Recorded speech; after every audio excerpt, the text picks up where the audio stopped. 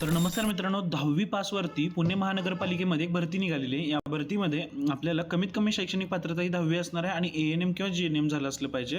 तर 102 जागांसाठी भरती निघाली आहे. पूर्ण वेळ वैद्यकीय अधिकाऱ्यांसाठी 21 पद आहेत.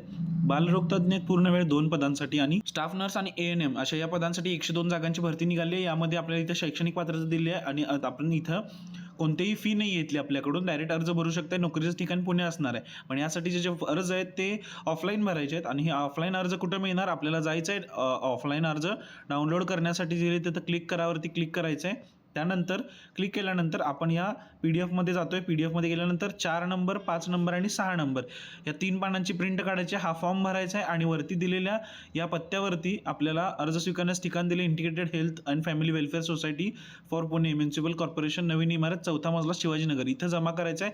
10वी पासवरती आपल्याला 18,000 पगाराची नोकरी मिळेल, पण ही मानधनवरती असणार आहे. त्यामुळे 11 महिन्यांच्या करारासाठी हा जॉब असणार आहे.